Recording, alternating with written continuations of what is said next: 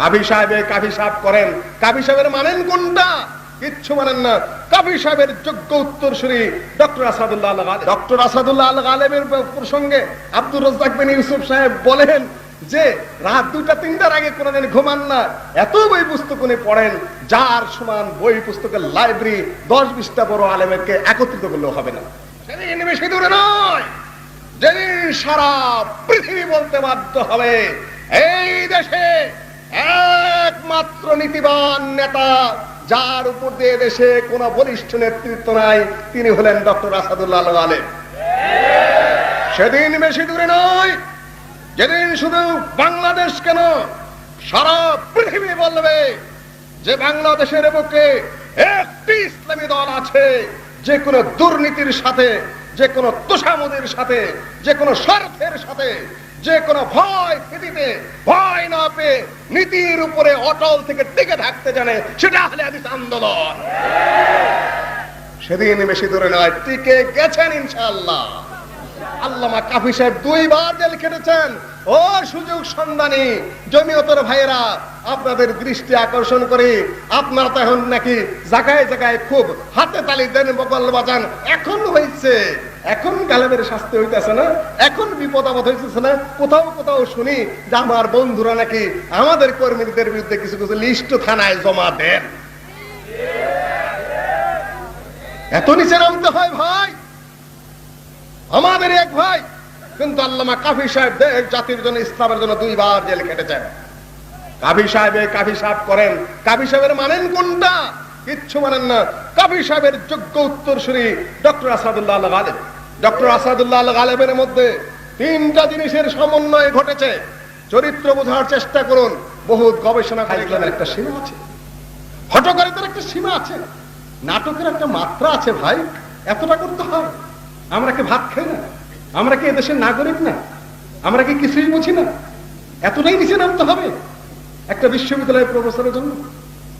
সম্মানিত উপস্থিতি, সিডি নাকি পাইছে, সিডি বলে পাইছে, কম্পিউটার নিয়ে যে খুব তাড়াহুড়া করে খুইলা খুব জিনিস পাইছে।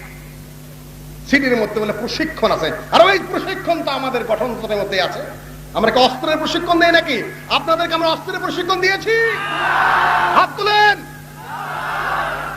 আমরা অস্ত্রের প্রশিক্ষণ জানি? বহির শক্তির আক্রমণ যদি হয় আমরা নিব ইনশাআল্লাহ। সিটির মধ্যে প্রশিক্ষণ পাইছি। আরে ভাই, আপনার হাঁস মুরগির প্রশিক্ষণ দেন, যুব প্রশিক্ষণ কেন্দ্র খুলছেন, টিচার প্রশিক্ষণ আছে, সব জায়গায় কি আপনারা বোমাবাজি শিখান নাকি? বোমাবাজি আপনারাই শিখান, নাহলে বিশ্ববিদ্যালয়ে আমাদের কোনো ক্যাডার নাই, সেখানে বোমাবাজি করে কে? কিছুদিন আগে কুষ্টিয়ায় ভাত খাওয়ানো গুতাগুতি কে করলো? আর কারা? ওখানে আহলে হাদিসের কেউ ছিল?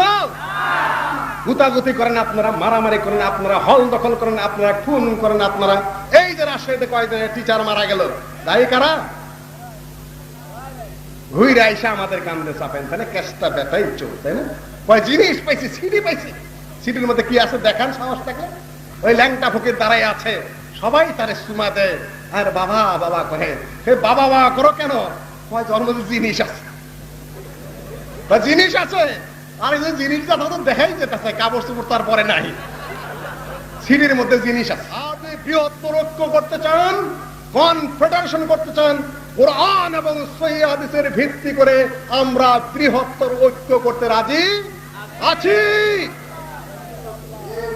কোরআন এবং সহিহ হাদিসের ভিত্তিতে যদি ইসলামিক দলগুলো কোন বৃহত্তর ঐক্য করতে চায়, কোরআন এবং সহিহ হাদিসের প্ল্যাটফর্মে আমরা একত্রিত হব। নিঃশর্ত ভাবে যে এই কথা স্বীকার করতে পারেন, তাহলে আমরা বৃহত্তর ঐক্য করতে প্রস্তুত আছি। কিন্তু ভেজালের সাথে নাই, পরিষ্কার কথা, এটাও আমাদের নীতি। ইসলামিক দলগুলোর সাথে আমাদের কি? এটা আমাদের নৈতিক সিদ্ধান্ত।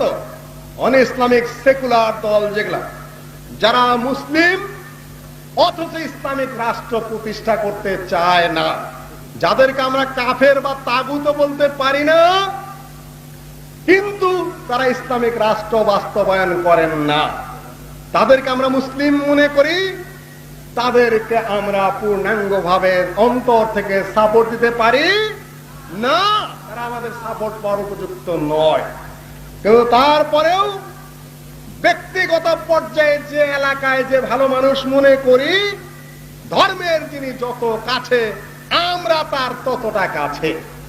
একটা নৈতিক সিদ্ধান্ত আমাদের রয়েছে। সম্মানিত উপস্থিতি, কেউ আমাদের শত্রু নয়, সবাইকে আমরা ভালো করতে চাই, এইটাই আমাদের উদ্দেশ্য। এই গেল নীতিগত কথা। এখন আমি আমার বক্তব্য শেষ করতে আসতেছি। আপনারা আমার উপরে যে দায়িত্ব দিয়েছিলেন, প্রায় 1 বছর হয়ে গেল। আমিরে জামাত প্রফেসর ডক্টর আসাদুল্লাহ আল গালেব গত বছর ফেব্রুয়ারি মাসের 22 তারিখে এই সম্মেলনের 2 দিন আগে গ্রেফতার হয়ে কারাবরণ করলেন। আমাকে আসতে বলা হয়েছিল বুধবারে, অধ্যাপক নুরুল ইসলাম সাহেব আসতেন মঙ্গলবারের রাত্রে এই দুর্ঘটনা ঘটে গেল। সকালে আমি যখন রওনা হয়েছি, একেবারে ভোরে রওনা হয়েছি, রাস্তায় শুনতে পেলাম যে রাজশাহীতে দুর্যোগ ঘটে গেছে, আমিরে জামাত গ্রেফতার হয়েছেন, আরো গ্রেফতার হয়েছেন। রাজশাহীতে পুলিশ ব্যাটালিয়ন র্যাবে ভরা, চতুর্দিকে তাণ্ডব চলছে। আমি বললাম যে আমিরে জামাত জেলে যেতে পারেন, কিন্তু নির্দেশ দিয়েছেন আমাকে বুধবারে যেতে হবে, আমার রাজশাহী যেতেই হবে। এবং ওনারা জেলে গেলে কি হবে? এই জন্য সম্মেলন বাতিল হতে পারে না। কেন?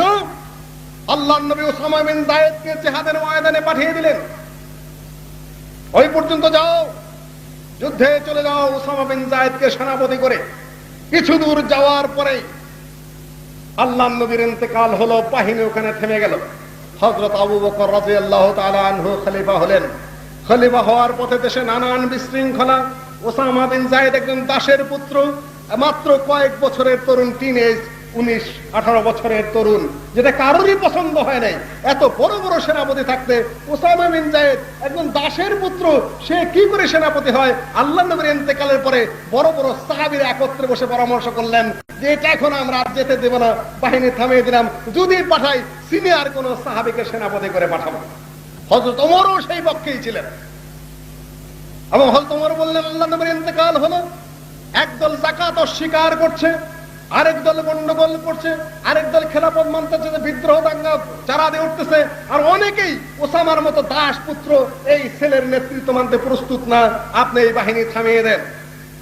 হযরত আবু বকর বলেন, ওমর তুমি কি বলছো? আল্লাহর নবী যাকে সেনাপতি বানিয়ে ময়দানে পাঠিয়েছেন, তার ইন্তেকালের পরে আমি সেই সেনাপতি প্রত্যাহার করব না, আর হাজার মদিনা ধ্বংস হয়েও যদি যায় আমি সেই সেনাবাহিনী যুদ্ধের মধ্যে পাঠাবোই পাঠাবো। কি শোনাচ্ছ তোমরা? যেতে পারে না আমিরে জামাত জেলে, বুধবার আসতে বলা হয়েছে আমার মতো নগণ্য কর্মীকে। সম্মেলন ঘোষণা করা হয়েছে, আমাকে আসতে হবে, তারপরে দেখা যাবে কি হয়। এটা হলো কর্মীর স্পিরিট। মাথা ধরা, পেট ব্যথা, এগুলার নাম স্পিরিট সম্পন্ন কর্মী নয়। রাজশাহী পর্যন্ত এসেছিলাম আল্লাহর রহমতে। সাকাওয়াত ভাইকে ফোন করলাম, আব্দুল লতিফ ভাইকে ফোন করলাম, বাহারুল ভাইকে ফোন করেছি আমি কুষ্টিয়া থেকে, তাড়াতাড়ি রাজশাহীতে চলে আসেন। বাহারুল ভাই কিন্তু এখানে নাই, কঠিন পরিশ্রম করছে, কিন্তু এখানে আপনাদের মজলিসে আমেলার সদস্য এবং খুব বিচক্ষণ সদস্য, ওই যে বসে বসে 2 দিন যাবত কি করতেছে, ওইখানে ভলান্টিয়ার চালাইতেছে। আপনার তার চেহারা দেখেছেন? আমরা প্রদর্শনী বাজও না, নীরবে কাজ করতেছেন ওখানে বসে বসে। এটা আপনাদের মনে রাখতে হবে। একেবারে খাস বাংলা বলে গাঁথাঘাট নিতেছে, অথচ উনাকে বলছি কুষ্টিয়া তাড়াতাড়ি চলে আসেন, এই মুহূর্তে রাজশাহীতে আমরা যে কোনো একটা গোপন জায়গায় হোটেলে আমাদের আমেলা বসতে হবে। তারপরে সিদ্ধান্ত নিতে আমরা কি করব। রাজশাহীতে এসে দেখা গেল সবাই বলবে না ফিরে যান ফিরে যান। তারপরে ঢাকায় আমরা আমেলা বসে সিদ্ধান্ত নিলে আমাদের কি করতে হবে। এই পরিস্থিতিতে কোর্টে যাও, এই করো সেই করো, নানান কিছু আপনারা দায়িত্ব আমাদের কাছে দিয়েছিলেন, বিশ্বস্ত বিশ্বাস করেছিলেন। আমরা যতটুকু পেরেছি সঙ্গী সাথীদেরকে নিয়ে এই পর্যন্ত টেনে নিয়ে আসার চেষ্টা করেছি, কিন্তু ত্রুটি বিচ্যুতি যথেষ্ট আছে। আমি এখন আর পারছি না। যদি ভাইদের মধ্যে থেকে আরো কোন যোগ্য ভাই এখন দায়িত্ব নিয়ে ভালোভাবে চালাতে পেরে আমাকে একটু রেস্ট দেন, চিন্তার জগতে খাটেন ভাইরা, কিন্তু চিন্তা করতে হয় বহুত। আল্লাহ নবীকে জিজ্ঞাসা করা হলো যে আপনার দাড়ি মোছ থেকে গেল, হঠাৎ করে কিছু উনি বললেন যে ওই অমুক একটা বিপজ্জনক কাহিনী আমাকে বুড়ো করে ফেলেছে। মানুষ বুড়ো হয়ে যায় অল্প দিনে, মানুষ শেষ হয়ে যায় এই সকল অতিরিক্ত দুশ্চিন্তায়। কাজেই খুব শীঘ্রই যদি আপনারা কোনো ব্যবস্থা করতে পারেন, আশা করতেছি আমাদের নায়েব আমির সালাফি সাহেব বের হয়ে আসবেন, এই বৃদ্ধ মানুষটার কাঁধে দায়িত্বটা ছেড়ে দিয়েও যদি আল্লাহ পাক রক্ষা করেন তার থেকে, কায় মনোবাক্যে আল্লাহর কাছে সেটা কামনা করছি। এবং আরো কিছু পরামর্শ সবার ভাই এবং আমেলার ভাইরা যদি জেলখানাতে বেরিয়ে আসতে পারেন, দায়িত্ব তারা ভাগাভাগি করে নেবেন, এই আন্দোলনের আবার পুনর্জোয়ার ফিরে আসবে, এটাই আশা করছি। যদি শুদ্ধ করে থাকে দোয়া করবেন, ভুল করে থাকলে আল্লাহর কাছে ক্ষমা চাচ্ছি, আপনাদের কাছে ক্ষমা চাচ্ছি। অনেক ভাই অনেক কিছু হারিয়েছেন, আমিরে জামাত জেলখানায় রয়েছেন, ছেলে পেলেরা কি খাচ্ছে না খাচ্ছে তা আল্লাহ ভালো জানে। আপনারা কি খোঁজ নিয়েছিলেন? কয়জনে খোঁজ নিয়েছেন?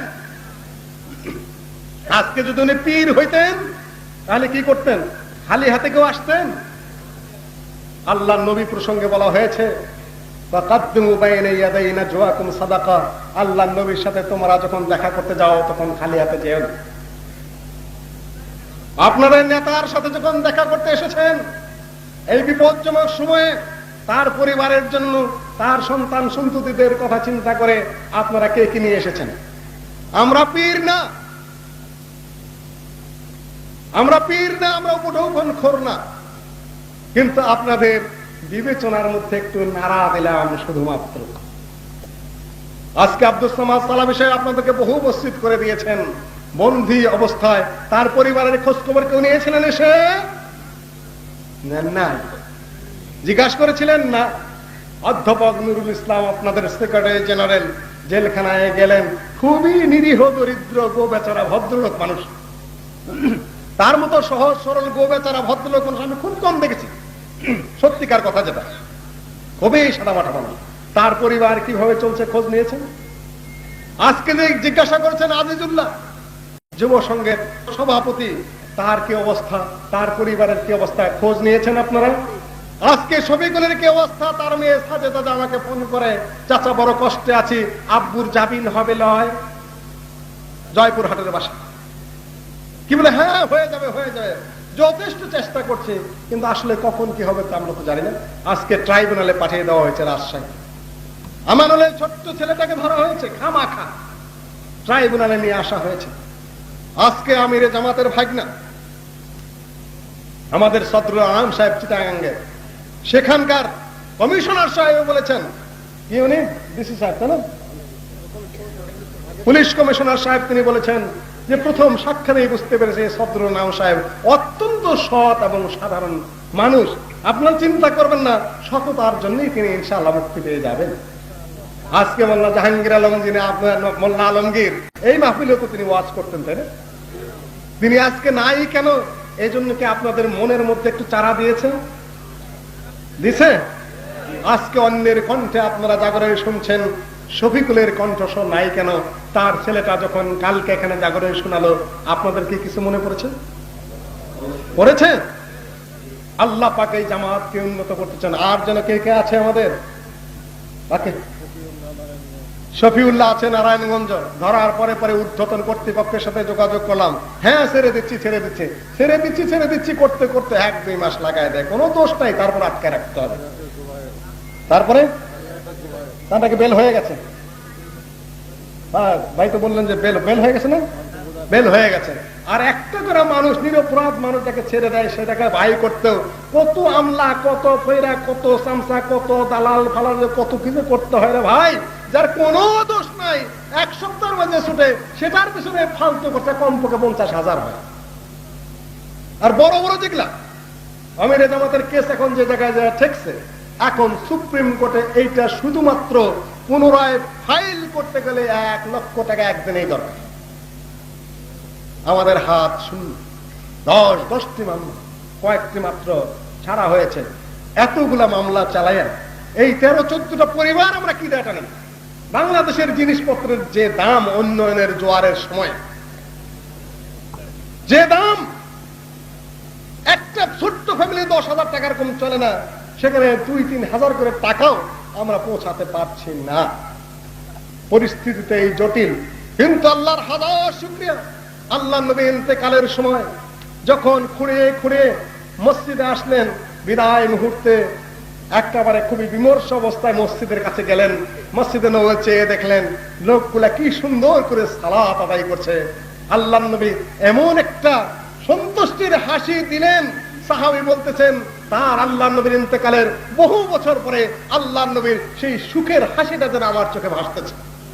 ওনারা জেলে যাওয়ার পরেও লাখো জনতা আপনারা সাহস করে যে শান্তির সাথে যে উদ্দীপনা নিয়ে এই মাঠে উপস্থিত হয়েছেন, আপনাদের চেহারা দেখে, আপনাদের উপস্থিতি দেখে, আপনাদের স্বতঃস্ফূর্ততা দেখে আমরা এত খুশি, এত আনন্দিত, এত আশান্বিত। আমাদের নেতৃবৃন্দ জেলখানা থেকে শোনেন তাদের দুঃখ ভুলে যাবেন। কালকে তাদের সালাম আমি আপনাদের কাছে পৌঁছেছি, তারা আপনাদের কাছে নসিহত বাণী পাঠিয়েছেন, আপনারা সেটা শুনেছেন। আদর্শের পথে অটল থাকতে বলেছেন, ন্যায়ের পথে টিকে থাকতে বলেছেন, নেতৃত্বের আনুগত্যের কথা বলেছেন, তাদের জন্য দোয়া করতে বলেছেন।